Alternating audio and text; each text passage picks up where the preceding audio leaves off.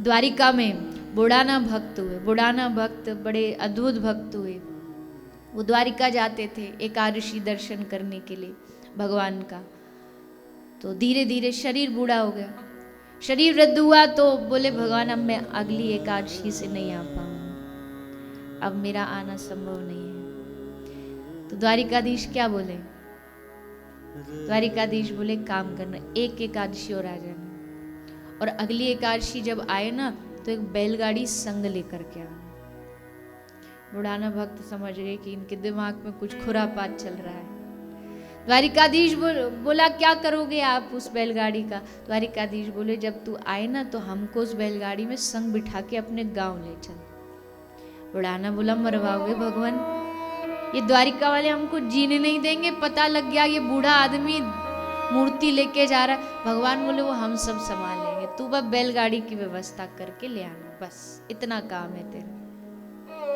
अब भगवान की आज्ञा कैसे टाले? अगली बार बुढ़ाना आए एकादशी को तो बैलगाड़ी लेकर के आए, ठाकुर जी को बिठाया, द्वारिकाधीश को बिठाया और लेकर के चल पड़े। अब तो हल्ला मच गया, मूर्ति चोरी हो गई, अरे एक भगत चुरा के ले गया, पकड़ो पकड़ो। द्वारिका के सब पंडा पुजारी भागे, पकड़ो इस बुढ़ाना को पकड़ो। सब भागते भागते आगे आगे बेचारे की टूटी सी बैलगाड़ी, पीछे पीछे सब अपनी बैलगाड़ियों पे भागे आ रहे। बुढ़ाना बोला लो आ गई सबरी फौज, बताओ क्या करें? भगवान बोले कुछ मत कर, बस चलता जा चलता जा। प्रभु ये आ जाएंगे हमको पकड़ लेंगे। भगवान बोले एक काम कर, हमको यहीं छोड़ करके तू यहाँ कहीं आसपास छुप जा। तो मूर्ति वहीं छोड़ के बुढ़ाना झाड़ियों में छुपे। सब आए भागे भागे, देखा बैलगाड़ी मूर्ति रखी, अच्छा चलो मूर्ति तो मिल गई, ढूंढो उसको, चोर को पकड़ो, उसको मारो उसको। सबने ढूंढा, झाड़ियों में छिपे थे बुढ़ाना भक्त, सो उनको मारा। जैसे मारा, मारने के बाद आए बोले चलो अब ठाकुर जी को लेके। जैसे मूर्ति का पर्दा हटा के मूर्ति को देखा, जहां जहां बुढ़ाना को मारा, भगवान की मूर्ति के सब जगह उस अंग पर निशान बने हुए थे पिटाई के। भगवान ठाकुर जी के पूरे शरीर में निशान बने थे। घबरा गए पुजारी, हाथ जोड़ के बैठ गए। द्वारिकाधीश प्रकट होकर के अपनी वाणी से बोले मैं तुम्हारे साथ नहीं जाऊंगा। पुजारी बोले पर प्रभु आप नहीं जाओगे तो फिर देखो प्रभु थोड़ा स्वार्थ तो हमारा भी, हमारा जो आते लोग दर्शन करने उसी से तो हमारा जीविका चलती है, वो बंद हो जाएगी।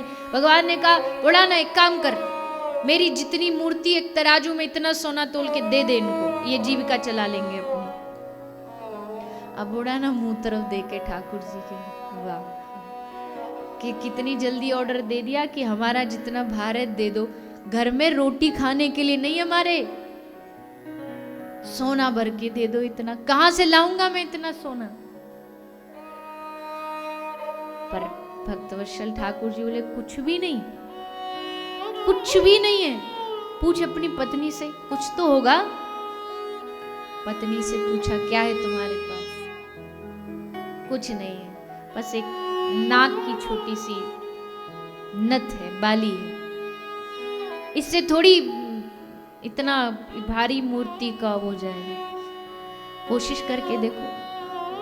और जैसे एक तराजू के पल्ले में वो नाक की नथनी रखी, नाक की नथनी का पल्ला नीचे हो गया। ठाकुर जी बोले लो, हमने बस देखो शर्त लगाई थी कि जितना हम तुल जाए उतना सोना, ये लो तुम नथनी ले जाओ। ऐसे भक्त वत्सल भगवान संसार में दूसरे कहीं नहीं मिलेंगे। बस खोजते हैं कैसे भी भक्तों के पास जाने का रास्ता खोजते हैं, कोई बहाना बनाते, कोई मार्ग अपनाते, पर जाना भक्तों के पास नहीं। उनको वैभव नहीं पसंद है, बड़ा बड़ा वैभव उनको नहीं पसंद है, केवल मन का भाव पसंद है, और वही हमारे अंदर नहीं है।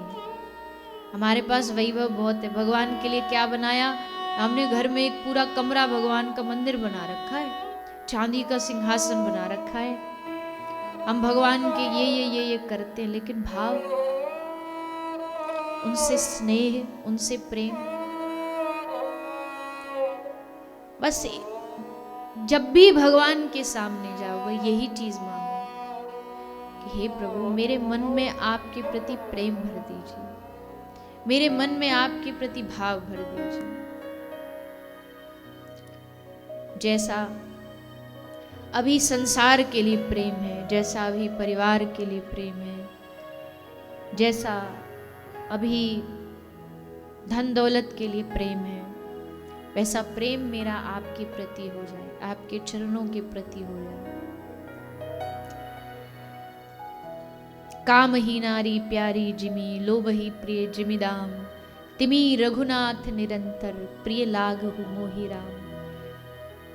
जैसे लोभी को पैसा अच्छा लगता है, जैसे कामी को नारी अच्छी लगती है, वैसे हे रघुनाथ मुझे आप प्रिय लगने लगो।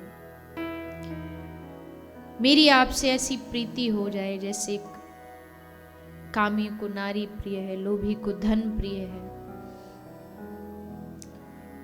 इसके अलावा सुख संपत्ति आपसे कभी नहीं चाहूंगा, आपसे कभी नहीं मांगूंगा, क्योंकि आपके पास आपके प्रेम से बेहतर और क्या हो सकता है जो आप हमें दे सकते हो।